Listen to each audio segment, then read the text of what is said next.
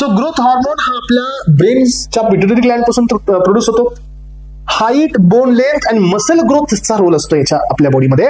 So growth हार्मोनचं जर आपण disorders पाहिले आजपर्यंत तर आपल्याला डॉर्फिझम, जिगॅन्टिझम, ॲक्रोमेगली, सो एवढे प्रॉब्लेम्स आपल्याला पाहायला मिळतात. मग आता याच्यामध्ये प्रत्येकात वेगळा डिफरन्स आहे. सो एजपर्यंत डॉर्फिझम म्हणजे काय की आपल्या बॉडीमध्ये ग्रोथ हार्मोनच नाहीये, और failure of secretion of growth hormone. याचा अर्थ काय, ग्रोथ हार्मोनचं जे कॉन्सन्ट्रेशन आहे किंवा बॉडीमध्ये जे प्रमाण आहे हे नॉर्मल पेक्षा जर कमी असेल तर आपली जी ग्रोथ आहे ही स्टंट होते अँड लीड्स टू द डॉर्फिझम. डॉर्फिझम म्हणजे पुटका.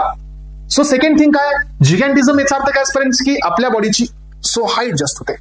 याचा अर्थ काय की जर आपल्या बॉडीमध्ये ग्रोथ हार्मोनचं कॉन्सन्ट्रेशन हे नॉर्मल पेक्षा हाय जात असेल तर मग आपल्याला होऊ शकतो जिगॅन्टिझम.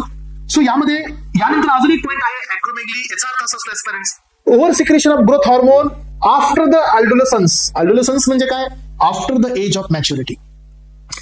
ग्रोथ हार्मोनचं सिक्रेशन एक्सेसिव्हच आहे, but after the age of maturity म्हणजे काय, अडोलसन्सचा पिरियड कंप्लीट झाल्यानंतर जर ग्रोथ हार्मोनचं सिक्रेशन होत असेल एस्पेरेंस तर काय होतं, long bones of arms, hands, legs, lower jaw हा थोडासा लॉंग होतो आणि it is looking like a gorilla like appearance. So this is called as acromegaly. ट्रान्सपरन्सचे 3 प्रॉब्लेम आहेत. 3ही प्रॉब्लेम इम्पॉर्टंट आहेत एक्झाम पॉईंट ऑफ व्ह्यू. हे ग्रोथ हार्मोनच्या हायपो आणि ग्रोथ हार्मोनच्या हायपर सिक्रेशनमुळे होतात. यातला डॉर्फिझम हा हायपोचा प्रॉब्लेम आहे. सो जिगॅन्टिझम आणि ॲक्रोमेगली हा हायपरचा प्रॉब्लेम आहे. येस ऑर नो, समजलं सगळ्यांना?